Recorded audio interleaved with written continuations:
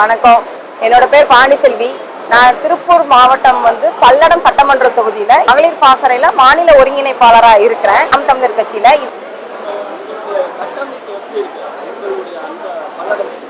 பல்லட தொகுதியோட கட்டமைப்பு பாத்தீங்கன்னா இப்ப நாங்க எங்களோட வேலையெல்லாம் நாங்க செஞ்சுட்டு இருக்கிறோம். இதுல குறிப்பிட்டு நீங்க சொல்லணும்னு பாத்தீங்கன்னா நாங்க எங்க பல்லடம் சட்டமன்ற தொகுதிங்கிறது எனக்கு தெரிஞ்சு தமிழ்நாட்டிலே 2வது பெரிய ஒரு தொகுதி.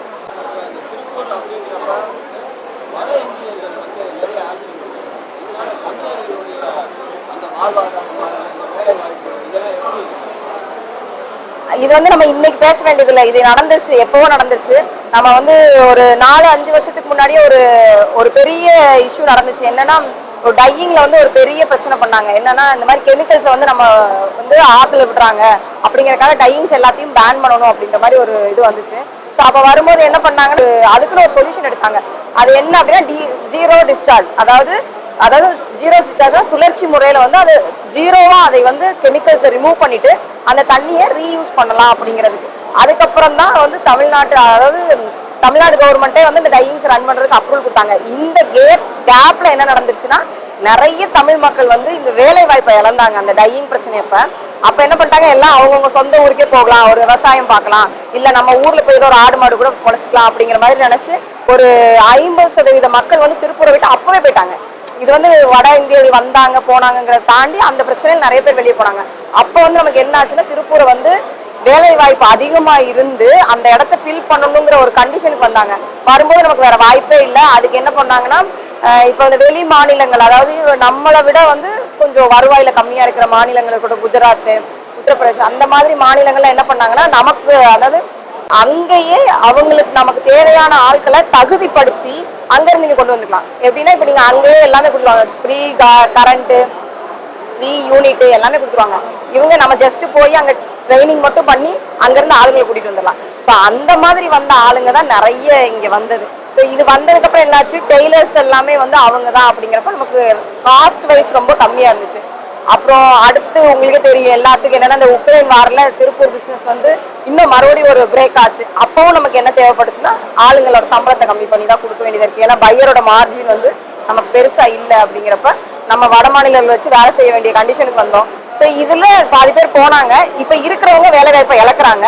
ஸோ இதை எப்படி கொண்டு போக முடியும் அப்படின்னா நம்ம என்ன பண்றோம், நம்ம இப்போ ஃபார் எக்ஸாம்பிள் நம்மளோட என்னை பொறுத்த வரைக்கும் நானும் ஒரு எக்ஸ்போர்ட்டர் தான். ஸோ என்னை பொறுத்த வரைக்கும் நான் என்ன நினைக்கிறேன் அப்படின்னா தகுதியான தமிழ் மக்கள் வேலை வாய்ப்பு இழக்க கூடாது அப்படின்னா அவங்க ஒரு இடத்துல வேலை செய்யும் போது பொறுப்பான இதுல வேலை செய்ய ஆரம்பிக்கணும், திரும்ப வரணும்.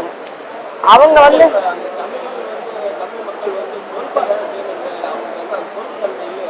இல்ல பொறுப்புன்னு நான் சொல்ல வர்றது என்ன காரணத்துக்காக சொல்ல வரேன்னா, இப்ப நம்ம தமிழ்நாட்டுல இருக்கிறோம், நமக்கே தெரியும் நமக்கு ரிலேஷன்ஸ் ஜாஸ்தி. நம்மளால சொந்த பந்தங்களுக்குள்ள கடமைகள் செய்ய வேண்டியது எல்லாமே நிறைய இருக்கும். ஸோ அவனுங்களுக்கு அப்படிலாம் கிடையாது. இங்க வந்தா அவனுங்க வாட்டு காலையில இருந்து சாயங்காலம் வரைக்கும் வேலை செஞ்சுட்டே இருப்பானுங்க. அவனுங்களுக்கு எந்த விசேஷத்துக்கு போவேன், காது குத்துக்கு போவேன், கல்யாணத்துக்கு போவேன். ஆனா நமக்கு அந்த மாதிரி இருக்கு.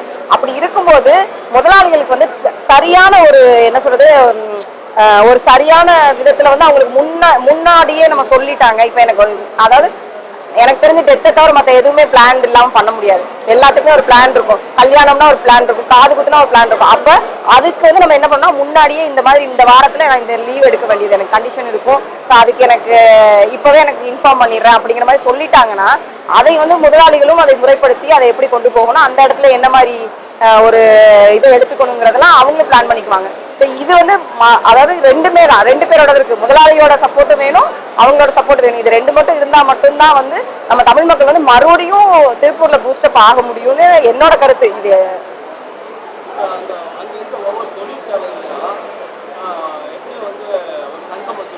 ஆமா ஆமா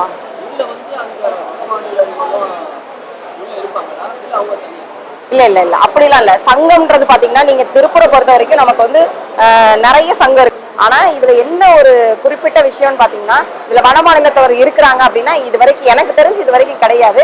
ஏன்னா இன்னும் அவங்க அந்த கேட்டகரிக்கு வரல.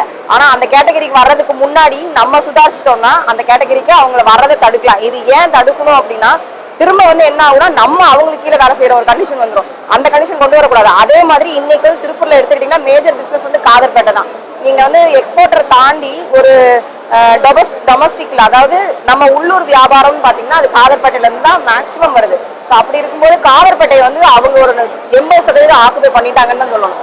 ஏன்னா நம்மளே ஒரு மைண்ட் செட்டுக்கு வந்துடும். சேட்டா கம்பெனிக்கு போனோம்னா கம்மியா கிடைக்கும், சேட்டா கம்பெனில போனா இதான் வாங்கிக்கலாம் அப்படிங்கிற மைண்ட் செட்டுக்கு வந்துட்டோம். ஸோ இதெல்லாம் மாற்றணும், இதெல்லாம் பிரேக் பண்ணணும் அப்படின்னா திருப்பூருக்கு நம்ம நிறைய வேலை செய்ய வேண்டியது இருக்குது. அந்த வேலையை வந்து நம்ம நாம் தமிழர் கட்சி மூலமாகவும் நம்ம வந்து ஒரு முன்னெடுக்கிறதுக்கு முயற்சிகள் செஞ்சுட்டு இருக்கோம். ஸோ அது கூடிய விரைவில் நடக்கும்னு நினைக்கிறேன்.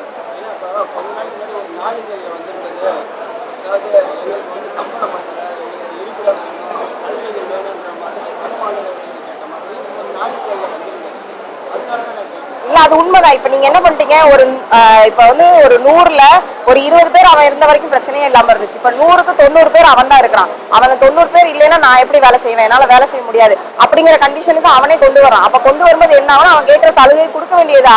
இப்ப நீங்க இன்னொன்னு சொல்ல போனீங்கன்னா, இன்னைக்கு தமிழ் மக்கள் இல்லாததுனால தமிழ் மக்களுக்கு என்ன சம்பளம் கொடுத்தோமோ அதை விட அதிகமான சம்பளம் கொடுக்க வேண்டிய கண்டிஷனுக்கு தான் வந்திருக்கும். ஒன்னும் சொல்றதுக்குலாம் அவன் கம்மியா வாங்குறான் இவங்க அதிகமா வாங்குறாங்க அப்படின்னா கிடையவே கிடையாது. இன்னைக்கு வந்து ஏன்னா இல்ல ஆள் இல்ல அப்படிங்கிறப்ப நான் என்ன பண்ணணும், அவனுக்கு தான் கொடுத்தாகணுங்கிற கண்டிஷனுக்கு வரேன். இவங்களை விட இன்னைக்கு அவன் அதிகமாக தான் சம்பளம் வாங்குறானே தவிர முதல்ல அவன் வந்தப்போ வாங்கின சம்பளம் இப்ப கிடையவே கிடையாது. இதுதான் உண்மை, நிதர்சனமான உண்மைதான்.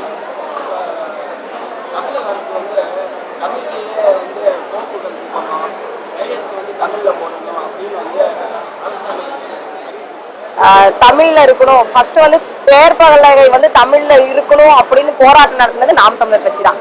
முத இதெல்லாம் சொன்னது வந்து அண்ணன் சீமான் தான் வந்து சொன்னாங்க. சரி, இன்னைக்கு ஒருத்தர் போராடுறாங்கிறதுக்காக மட்டும்தான் இந்த தமிழுக்கு உண்டான இம்பார்ட்டன்ஸை நம்ம கொடுக்க ஆரம்பிக்கிறோம். இப்போ இப்படி ஒருத்தர் போராடல, இப்படி ஒருத்தர் இல்லைன்னா அது வரவே வராது. இன்னைக்கு நம்ம ஒரு இடத்துல கடையில போய் பேர் நம்ம தமிழ்ல தான் இருக்கணும் அப்படின்னு நம்ம சண்டை போட்டோம். இன்னைக்கு அது வந்து தமிழுக்கு மாத்தினாங்க. அப்புறம் ஒரு அரசு அலுவலகத்துல இருக்கிறது எல்லாமே தமிழ்ல தான் இருக்கணும்னு சொன்னா அது தமிழ்ல இல்லாம தங்கிலீஷ்ல வச்சிருந்தாங்க. அதாவது தமிழா இருக்கும், இங்கிலீஷ்ல டைப் பண்ணிருப்பாங்க. இன்னைக்கு அதையும் மாத்தி இருக்கிறதுனா இது எல்லாமே அண்ணனோட முயற்சியும் நாம் தமிழர் கட்சியோட போராட்டம் தான் காரணமா இருக்கு.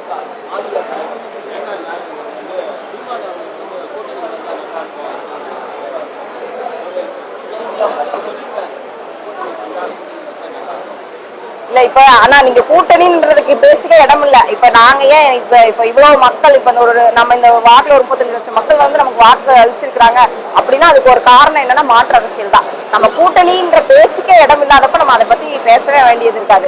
அவங்க கூப்பிடுறாங்க, அவங்க பேசுறாங்கன்னா அது அவங்களோட கருத்து, அது அவங்க பேசட்டும். ஆனா நம்ம அண்ணனை பொறுத்த வரைக்கும் கூட்டணிக்கு போகவே மாட்டாங்க. அப்படி அதாவது அண்ணன் நிறைய இடத்துல சொல்லியிருக்காரு என்னன்னா, நான் கொண்டு போய் என்னோட தம்பிகளையும் தங்கைகளையும் நான் யாருக்கிட்டையும் அடமானம் வைக்க மாட்டேன் அப்படின்னு சொல்லி. ஸோ அந்த ஒரு கருத்தை வந்து எப்பயுமே நாங்க வச்சிருக்கிறோம். ஸோ அண்ணனும் அதே கருத்தோட தான் செயல்படுவாருங்கிறது நாங்கள் நம்பிக்கையோட இருக்கிறோம்.